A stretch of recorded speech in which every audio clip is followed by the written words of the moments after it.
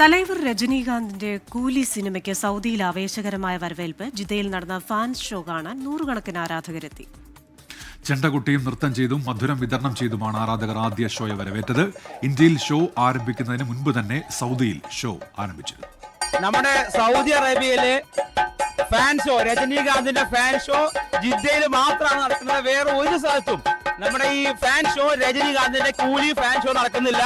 രണ്ടാമത്തെ കാര്യം, ഇന്ത്യയെക്കാളും മുൻ സമയത്ത് ഇന്നിവിടെ 1:30 മണിക്കാണെങ്കിൽ ജിദ്ദയിൽ രാവിലെ 8-6 മണിക്കാണ് ഫസ്റ്റ് ഷോ. സോ ജിദ്ദയെക്കാളും മുമ്പ്, ഇന്ത്യയിൽ കാണുന്ന സമയത്തെക്കാളും മുമ്പ് നമ്മൾ കാണുന്നുണ്ട്.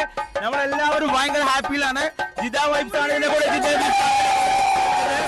അടിപൊളി, എല്ലാവരും ഹാപ്പിയാണ്.